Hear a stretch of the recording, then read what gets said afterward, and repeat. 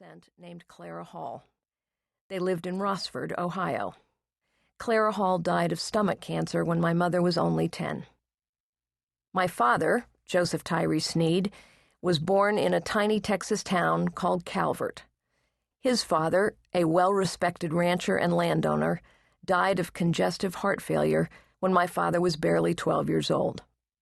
Raised in small towns, bereft of a parent, my mother and father grew up feeling they had something to prove and something to escape. They were strong, self-reliant, and deeply insecure all at the same time. They believed hard work, discipline, and willpower were essential ingredients of a worthy life and an admirable character. My father wanted his children to be educated in a classical way: history, literature, Latin. He was a man of letters. He became a professor of law, and his children should be the same. My mother wanted everything for her children that she remembered her mother talking about, and so I was taking French lessons at 4, going to the opera at 7, visiting museums, and taking classical piano. She wanted her children, son and daughters alike, to be cultured, refined, successful. If my father judged his success by his own career, my mother judged her success by her children. Perhaps because I knew the story of their childhood, I grew up afraid that I would lose my parents. It was almost an obsession. Nothing could be more terrible than this. The death of a mother or father was like falling into an abyss. I would dream of just such a fall often.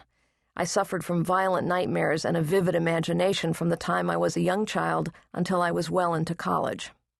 Several times a week I would wake out of fear and go silently stand by my parents' bed. I would stare at my mother, making sure she was breathing, willing her to wake up. When other children would delight in slumber parties with their friends, I would never go, in case something terrible happened to my family while I was gone. When I finally went to my first pajama party as a teenager, I laid awake all night picturing our house in the dark and wondering if my mother and father were safe. I could imagine all sorts of tragedies which might befall them. When my parents would go out for the evening, I would stay wide awake until they returned safely home. I would say the Lord's Prayer over and over like a chant to calm myself. And it became almost a joke in our family that when my parents had to travel out of town, I would always fall ill just before they left. Psychologically, it seems, I was hoping to shame them into canceling their trip. We were a modest, middle-class family. My mother was a full-time mother and homemaker, my father an academic, and there were 3 children to raise. Success was not, to my parents, about fame and fortune. It was ultimately about the quality of one's mind and one's character. There was never any question about whether we would go to college or graduate school. It was assumed. My sister, the eldest, was the child my parents thought they would never have. They waited 8 years for a child, and when Clara Hall, named for my mother's beloved deceased mother, was finally born in 1952, they were sure she was the last. My father always remarked on Clara's beauty and her physical resemblance to his side of the family. He loved that she was an avid reader of great books. My mother rejoiced in her creativity and artistic nature. She wasn't a painter like our mother, but she was a gifted writer from a very young age. Perhaps because mother and daughter shared a creative passion, they clashed on many issues for many years. My brother, the youngest, was the only son, born after my mother suffered a painful miscarriage. Named after my father, Joseph Tyree IV was tall, strong, and athletic. My father was proud that his son excelled at every sport he tried. But Joseph didn't much like schoolwork, and as he grew into his teenage years, the tension between father and son became a fixture of our family life. I was the middle child, named after my father's mother, Kara Carlton. I didn't feel particularly talented in any way. One Sunday at church, I received a small coaster that read, "What you are is God's gift to you. What you make of yourself is your gift to God." I decided early on that my gift to God would be to please my parents. I idealized and idolized them. To please my father, I studied hard and always got good grades. To please my mother, I became the family diplomat, always intervening in every family argument, listening to every side, empathizing with everyone and trying to find a way to bridge the gaps. To please them both, I was obedient, diligent, cheerful, and reliable. There were many times when I felt as though no matter what I did, it simply wasn't quite as much as they expected. To my siblings, I was probably an insufferable goody two-shoes most of the time. My parents were not sympathetic to fear, insecurity, or self-doubt. Perhaps it was because they had so much of their own. They were stoic and expected me to be the same. And so I never told them about my own fears or insecurities. I told them only of the things that would please them. I remember moving, for the 5th time since I had entered high school, to a new school as a senior. I missed my friends who were all in California, and North Carolina seemed like another world. The senior class at Charles E. Jordan High School in Durham was tightly bonded and formed into various cliques, as all senior classes are. It was hard breaking in, and I cried a lot. My parents did not seem to understand just how difficult this move was. Their expectations were clear. Neither my grades nor my piano study were to suffer.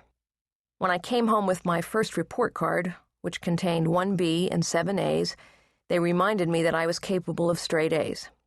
The next semester I got them. We moved a lot because my father was working his way up the academic ladder. He taught at the University of Texas, Cornell, Yale, Stanford, and Duke, and took sabbaticals at the London School of Economics and the University of Accra in Ghana, West Africa. Eventually, he would become a federal judge on the Ninth Circuit Court of Appeals. I went to elementary school in New York, Connecticut, and California, to junior high in California and England, and to high school in Africa, California, and North Carolina. In the course of all this moving around, I learned a lot about people and a lot about change. I was perpetually the new kid in class, and as the new kid, I wanted desperately to fit in, to be liked, to make friends. Over the years, I had watched my mother at her many famous theme parties. She always asked her guests questions and was always interested in the answers. And so I did this too. It turns out that people, whether they're children or adults, like to be asked about themselves. They're flattered by the attention that's paid to them and feel good when someone listens. I made friends quickly this way and also learned a lot about wherever I was. Much later, as I moved from job to job, I discovered that this is a great management tool as well. You not only pay others respect by asking to learn from them, but you get smart fast by listening. Over time, I learned to recognize the pattern of change and became familiar with that churning, nervous feeling that was both fear of the unknown and the excitement of something new. And whenever I met new people, I could get past the fear and move on to the excitement. I discovered that there were sometimes vast differences between people and cultures, but I also learned that those differences could always be bridged by showing respect and developing empathy. And now, writing about my childhood, I can say this. I experienced firsthand the power of high expectations. Had less been demanded, less would have been achieved. I saw my parents' fears and feelings of inadequacy compel them forward. Their example convinced me never to allow my own fears and insecurities to stop me in my tracks. I learned that change can be both difficult and exciting. With each separation and loss came a great adventure. I discovered the impact of asking a question and listening to the answer. People everywhere have something to teach and are eager to share. I realized how truly fortunate I was. Later in their lives, I realized how much character my parents really had. They were not perfect people, but they were truly honest and authentic. They believed in self-determination. I did not feel gifted as a child. I now know that my parents were the most precious gift I had. When it came time to go to college, I chose Stanford University. California was far enough away from North Carolina. I was clear I wanted to move away for college, and yet it was also familiar, given that I'd spent time as a child in the area. I had no notion of going to college to earn a living.